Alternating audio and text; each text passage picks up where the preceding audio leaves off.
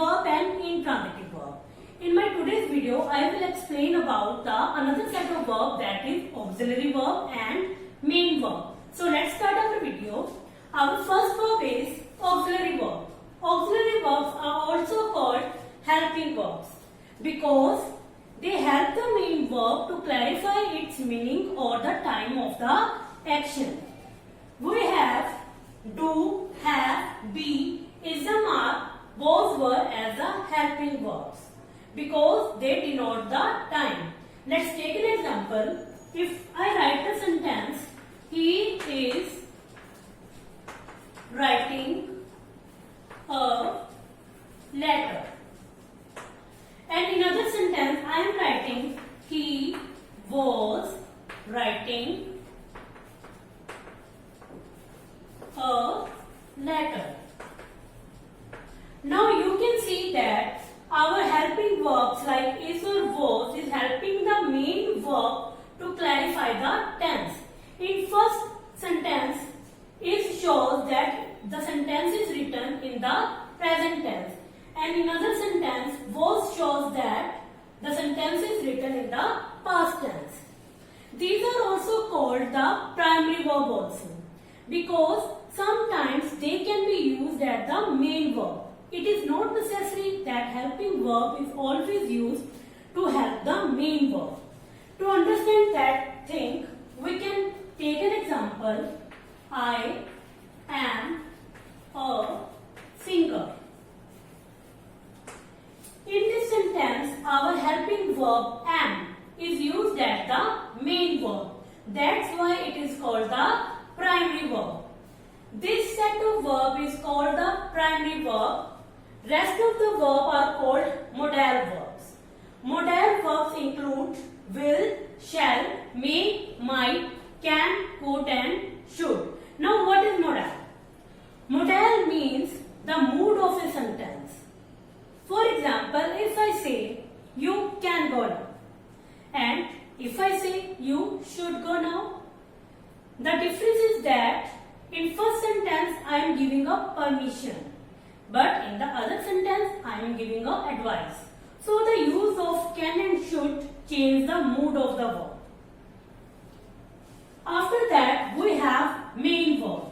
Main verb is also called independent verb, principal verb and lexical verb. Independent means not to be dependent on anything. Main verb is independent because it clarifies its meaning or its own. It doesn't need any helping verb.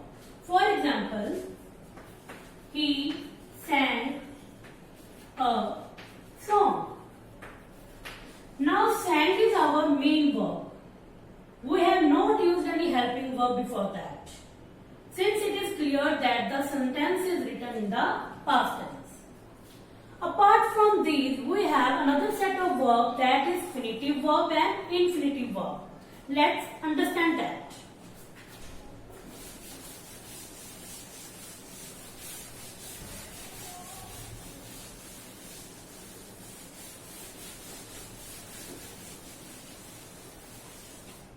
Let's learn about that. First one is finitive verb. Finitive verb means the verb that doesn't change according to the subject or the person. For example, if I write he sings a song. In this sentence, we have he means the third person as the subject. So I added s before with the first form of the verb. But in the other sentence, if I write you sing a song. In this sentence, we have you means the second person as the subject. So I have not added any s after the first verb. So when the verb is changed according to the person of the subject, the verb is called the finitive verb. Now coming to the infinitive verb means the verb that don't change according to the subject of the person. For example, if I write I love to eat mangoes. And in the other sentence I write, he loves to eat mangoes.